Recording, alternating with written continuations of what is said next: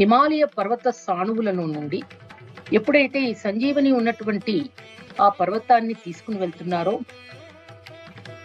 శ్రీలంక కదా వెళ్లాల్సింది. ఇక్కడ ఈ సంజీవని మూలిక దొరికింది. ఆ కొండ ఉత్తరాఖండ్ రాష్ట్రంలో ఉంది, అంటే భారతదేశంలో. ఇక్కడ నుంచి శ్రీలంకకు తీసుకెళ్తూ ఉండగా శ్రీలంకలో దాన్ని 5 ప్రదేశాలలో అది కొంచెం కొంచెం ఆ పర్వత మూలికలు ఆ కింద జారబడ్డాయిట. అయితే ఈ సంజీవిని పర్వతాన్ని శ్రీలంకలో రుమాసల అనేటువంటి ఒక అందమైన పర్వతం ప్రాంతంలో, శ్రీలంకలో ఉన్నటువంటి గల్లా అనేటువంటి క్షేత్రానికి 3 కిలోమీటర్ల తూర్పులో దక్షిణ శ్రీలంకలో ఈ పర్వతాన్ని స్వామివారు జాంబవంతునికి